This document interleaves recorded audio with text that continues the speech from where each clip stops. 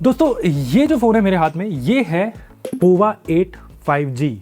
अब ये जो फ़ोन है भाई देखो दिखने में काफ़ी इंटरेस्टिंग है। यहाँ पर आप देखोगे ना तो पीछे आपको एक मैट्रिक्स डिस्प्ले इस फ़ोन में दिया हुआ है, थोड़े से दूसरे किसी एक फ़ोन की भी याद दिलाता है, लेकिन इसका जो डिज़ाइन है ना काफ़ी हद तक पोवा के ही कर्व 2 जैसा है। अगर कैमरा मॉड्यूल अगर आप देखोगे तो स्पेशली जो रेयर डिज़ाइन है, बस डिफरेंस यहाँ पर ये है कि इसमें आपको यहाँ पर फ्रंट में कर्व डिस्प्ले नहीं मिलता है, यहाँ पर आपको एक फ्लैट डिस्प्ले दिया हुआ है। लेकिन ये जो डिस्प्ले है ना पीछे की तरफ जिसको यहाँ पर पोवा बोलता है अलाइव मैट्रिक्स, तो ये कैसा फ़ोन है भाई? क्या ये अपग्रेड है, डाउनग्रेड है, प्रो एंड कॉन्स क्या क्या है, सारी चीज़ें मैं इस वीडियो में डिस्कस करूंगा ताकि एंड तक आप डिसाइड कर पाओ कि ये फ़ोन आपको एक्चुअली में बाय करना है या फिर मतलब स्किप करना है। तो बिना किसी देरी के भाई स्टार्ट करते हैं आज की वीडियो। लेकिन वीडियो पसंद है वीडियो लाइक कर देना और इस तरह का कंटेंट देखना चाहते हो तो सब्सक्राइब कर लो। तो सबसे पहले इसकी अनबॉक्सिंग से ही शुरू करते हैं और बॉक्स देख सकते हो भाई कुछ इस तरह का यहाँ पर आता है और फ्रंट में यहाँ पर पोवा 8 5G लिखा हुआ है। तो बॉक्स ओपन करते ही सबसे पहले यहाँ पर जो फोन है वो आपको कुछ इस तरह से मिलता है, इसको हम आगे देखेंगे। इसके अलावा बॉक्स में आपको इसका जो एक हार्ड शेल जो केस यहाँ पर दिया हुआ है, ट्रांसपेरेंट केस, वो अच्छी बात है, मुझे ये चीज सही लगी। टीपू केस है, थोड़े पीले पड़ जाते हैं। उसके बाद यहाँ पर जो बॉक्स में आपको एक 45 वॉट का चार्जर मिलता है बॉक्स के अंदर ही, जो कि अच्छी बात है। देखो आजकल भाई बॉक्स में चार्जर नहीं मिलते हैं, तो यहाँ पर एक फास्ट चार्जर है, साथ में यहाँ पर USB-A to USB-C वाली केबल है और इसमें सिम इजेक्टर पिन भी है, वो वहाँ पर आपको दी हुई है। तो ये तो बात हुई देखो भाई बॉक्स कंटेंट की, और इसको हम साइड में रख देते हैं और अब आ जाते हैं हमारे फ़ोन की तरफ जो कि काफ़ी इंटरेस्टिंग है दिखने में, तो इसके बारे में बात कर लेते हैं। देखो मैं एक बात बोलूँ, ये फ़ोन ना मतलब देखो टेबल पे अगर आप रखोगे ना तो काफ़ी लोग डेफिनेटली यहाँ पर नोटिस करते हैं और पूछते भी हैं कि मतलब ये कौन सा फ़ोन है, क्योंकि डिज़ाइन इसका थोड़ा सा अलग है। आजकल ऑनेस्टली देखो भाई phone mostly same to same लगने लगते हैं, सिर्फ कैमरा मॉड्यूल पीछे से चेंज कर देते हैं, कुछ नए कलर्स में आ जाते हैं, तो मतलब उतना ही हो गया। लेकिन जो पोवा 8 है ये थोड़ा सा अलग फील होता है। वैसे ये डिज़ाइन हमने और दूसरे भी फ़ोन में भी देखना शुरू किया है और अगर आप यहाँ पर देखोगे ना तो पीछे थोड़ा सा ऐसे टेकी टाइप का इसके जो यहाँ पर डिज़ाइन है, बैक साइड से ना थोड़ा साइबर पंक इंस्पायर्ड डिज़ाइन यहाँ पर लगता है। और मेरे पास ये वाइट कलर, तो इसमें यहाँ पर ये ऑरेंज कलर के कुछ एक्सेंट वगैरह भी हैं और बीच में देख सकते हो यहाँ पर कुछ टेक्स्ट भी लिखा हुआ है। अगर मैं ध्यान से पढ़ूँ तो लिखा है ultra charge high definition battery 8000 mAh, तो इसमें आपको 8000 mAh की बैटरी मिलती है। उसके बारे में आगे बात करूँगा, बट डिज़ाइन ओवरऑल देख सकते हो भाई मुझे इसका काफ़ी अच्छा लगा। लेकिन ऑनेस्टली इसका जो बिगेस्ट हाईलाइट है वो डिज़ाइन में, वो यहाँ पर इसके पीछे की तरफ है, वो है अलाइव मैट्रिक्स। और इसमें बहुत सारी चीज़ें हैं जो यहाँ पर आप देख सकते हो। देखो फोटोज में जितना ये डिज़ाइन इंप्रेसिव लगता है ना, रियल लाइफ में ये और मतलब अच्छा लगा मुझे।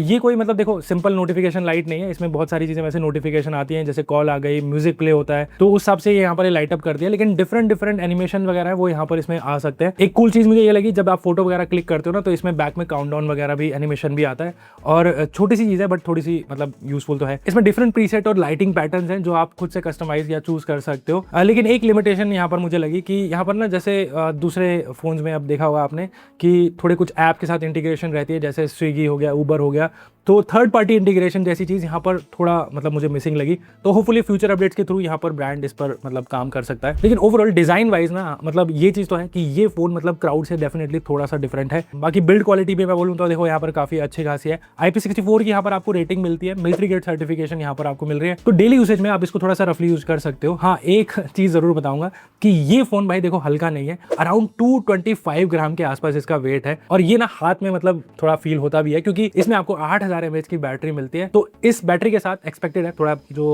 वेट है हैवी होना। बाकी पोवा कर्व 2 की तरह ना यहाँ पर जो राउंड एजेस नहीं है, यहाँ पर आपको फ्लैट एजेस मिलते हैं। ऑब्वियसली बात है पूरी यहाँ पर आपको पॉलीकार्बोनेट बिल्ड मिलती है, मेटल बिल्ड नहीं है। लेकिन मेरी एक ऑब्जर्वेशन ये है कि इसमें ना आपको साइड माउंटेड फिंगरप्रिंट स्कैनर दिया हुआ है। अब इसकी परफॉर्मेंस ठीक है, लेकिन जिस प्राइस पे ये आता है उस प्राइस में आई थिंक यहाँ पर इन डिस्प्ले फिंगरप्रिंट स्कैनर होना चाहिए था, बट इस फोन में यहाँ पर साइड माउंटेड ही है। लेकिन ऑनेस्टली ना देखो इतना फ्यूचरिस्टिक सा डिजाइन है ना, तो कुछ लोगों को शायद यहाँ पर इन डिस्प्ले फिंगरप्रिंट स्कैनर है ना वो थोड़ा एक्सपेक्ट करेंगे। अब फ्रंट में अगर आए तो यहाँ पर आपको जो डिस्प्ले मिलता है वो यहाँ पर है 6.76 इंचेस का फुल HD+ डिस्प्ले, और ये जो डिस्प्ले है ना ये 144 हर्ट्ज के रिफ्रेश रेट के साथ आता है। देखो ऑनेस्टली काफी स्मूथ और काफी बढ़िया फील होता है ये। आप नॉर्मल यूसेज वगैरह आपका रहता है, इंस्टाग्राम पे आप स्क्रॉल करते हो, यूट्यूब आप अगर देख रहे हो, UI नेविगेट वगैरह कर रहे हो, सब कुछ बहुत स्मूथ फील होता है। टच रिस्पॉन्स भी यहाँ पर काफी अच्छा खासा है, 1500 जो हर्ट्ज के यहाँ पर जो टच सैम्पलिंग रेट दिया हुआ है, तो गेमिंग के टाइम पर भी ये काफ़ी बेनिफिट वहाँ पर रहता है उसका। और ओवरऑल जो डिस्प्ले है ना उसके कलर्स वगैरह भी काफ़ी अच्छे हैं, काफ़ी मतलब शार्प डिस्प्ले है, कोई यहाँ पर इशू नहीं है, मुझे काफ़ी बढ़िया डिस्प्ले लगा है।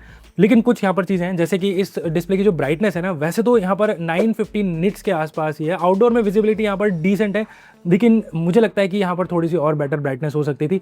कहीं बहुत ज़्यादा जैसे सनी इन्वायरमेंट रहता ना, तो वहाँ पर शायद थोड़ा इसकी विजिबिलिटी आपको कम लग सकती है। और यहाँ पर आपको एमुलेट नहीं बल्कि IPS डिस्प्ले यहाँ पर दिया हुआ है। तो अगर आप एक एमुलेट डिस्प्ले वाला पंची कलर्स और डीप ब्लैक एक्सपेक्ट करते हो ना इस फोन में, तो ऑब्वियसली यहाँ पर आपको डिफरेंस थोड़ा सा फील होगा। हाँ, स्मूथनेस यहाँ पर अच्छी है बिकॉज 144 हर्ट्ज, बट पैनल जो डिफरेंस है ना वो नोटिसेबल रहता है। बाकी इस फोन के जो बेजल्स वगैरह हैं ऊपर से और साइड में यहाँ पर ठीक है, लेकिन थोड़ा सा आपको नीचे चिन यहाँ पर देखने को मिलता है, जो कि डील ब्रेकर नहीं है बट नोटिसेबल तो यहाँ पर रहता है। ओवरऑल जो इसका डिस्प्ले है ना मुझे यहाँ पर ठीक लगा।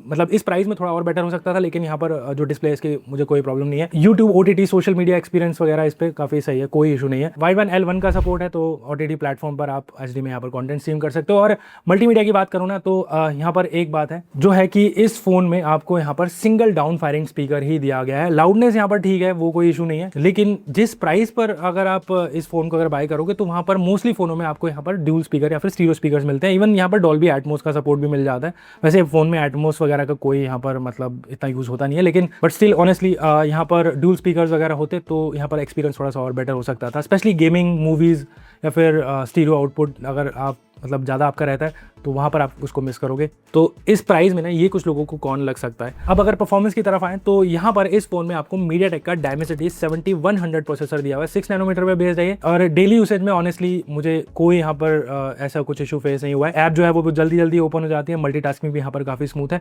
नॉर्मल यूसेज में फ़ोन जो है वो काफ़ी रिस्पॉन्सिव फील होता है। इंटरेस्टिंग चीज़ ये है कि ये एक ट्रिपल चिपसेट स्मार्टफोन है। मतलब इस फोन में आपको मेन प्रोसेसर के साथ यहाँ पर एक डेडिकेटेड G1 और एक SE1 सिग्नल यहाँ पर जो चिपसेट दिया हुआ है, जो बेसिकली कनेक्टिविटी को थोड़ा सा इंप्रूव करता है, क्योंकि एक 5G फोन है। साथ में इसमें आपको यहाँ पर 25G के बैंड भी सपोर्ट मिल जाता है। तो नेटवर्क कैपेबिलिटी जो है वो यहाँ पर फ्यूचर्स के लिए भी काफी ठीक है, कोई इशू नहीं है। और मैंने जैसे बताया मेरे पास ये जो फोन है ये 8GB रैम है और इसमें 8GB एक्सपेंडेबल रैम रहती है। तो ये जो रैम है ये LPDDR5X रैम है, जो ये अच्छी बात है। लेकिन इसमें जो स्टोरेज आपको मिलती है वो UFS 2.2 मिलती है। और ये जो फोन है ये दो स्टोरेज ऑप्शन के साथ आता है, 128GB और 256GB। तो जो ऐप ओपनिंग और मल्टीटास्किंग वगैरह है, इस फोन की जो परफॉर्मेंस है ओवरऑल काफी स्मूथ है। बेंचमार्क्स की यहाँ पर बात करूँ तो AnTuTu के जो बेंचमार्क स्कोर है अराउंड 7.5 लाख के आसपास आते हैं। मेरे हिसाब से जो ये प्रोसेसर है इसके साथ जो हमने कुछ फोन्स देखे हैं जिसमें आप 1 मिलियन के आसपास भी AnTuTu टच कर जाते हैं, बट नंबर से हमेशा सब कुछ नहीं होता है। जो परफॉर्मेंस होती है ओवरऑल वो यहाँ पर काफी बढ़िया है इस फोन की। गेमिंग की बात करें इस फोन की तो यहाँ पर हमने इसको BGMI में या फिर कॉल ऑफ ड्यूटी जैसी गेम्स में यहाँ पर टेस्ट किया और कंफर्टेबली यहाँ पर काफी अच्छे से जो गेमिंग वगैरह कर सकते हो। कैजुअल गेमिंग है,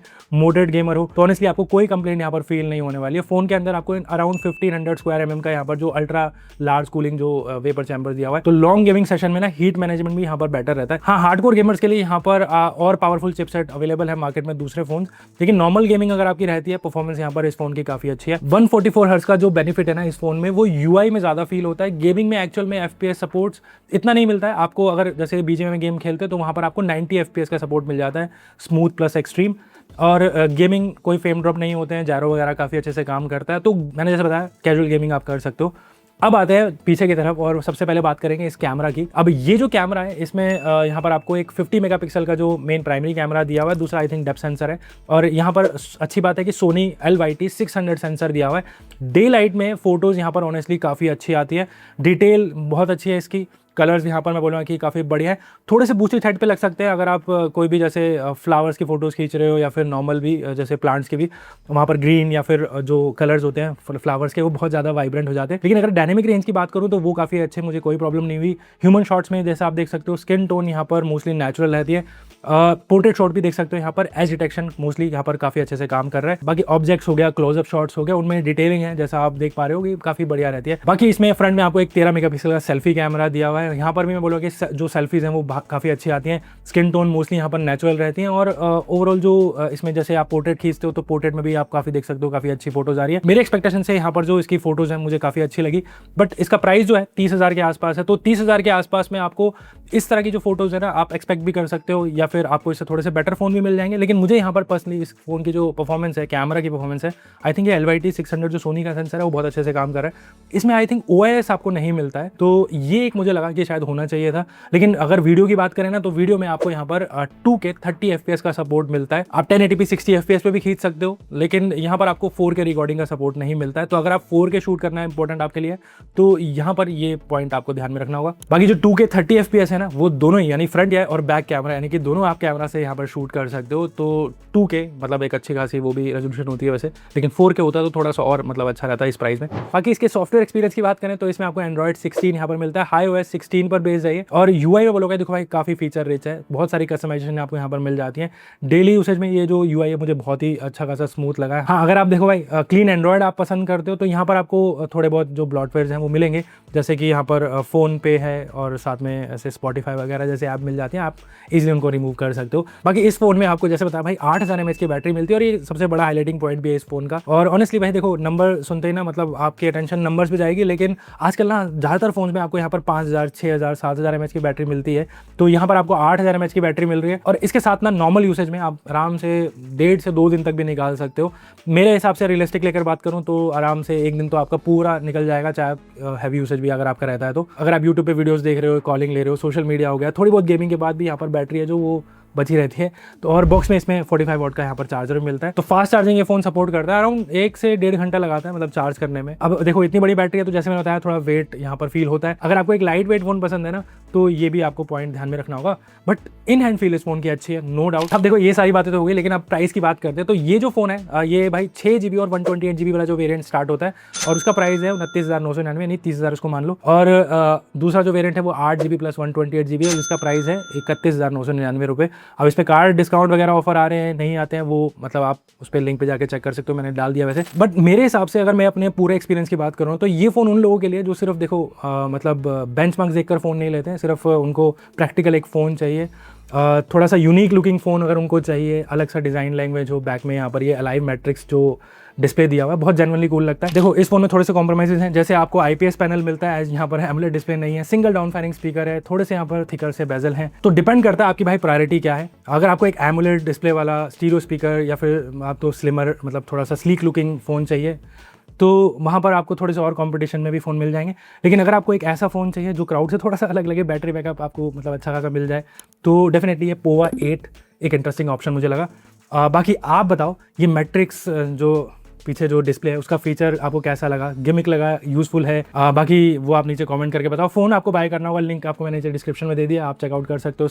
मैंने सारे कॉन्स एंड प्रोज आपको बता दिए हैं इस वीडियो में, तो आप अपने हिसाब से डिसीजन बना लो। बाकी वीडियो पसंद आए वीडियो लाइक कर देना और इस तरह का कंटेंट देखना चाहते हो तो सब्सक्राइब कर लो। तो मिलते हैं इस तरह की एक और एक्साइटिंग वीडियो के साथ और मैं मन आपको मिलूंगा अगली बार।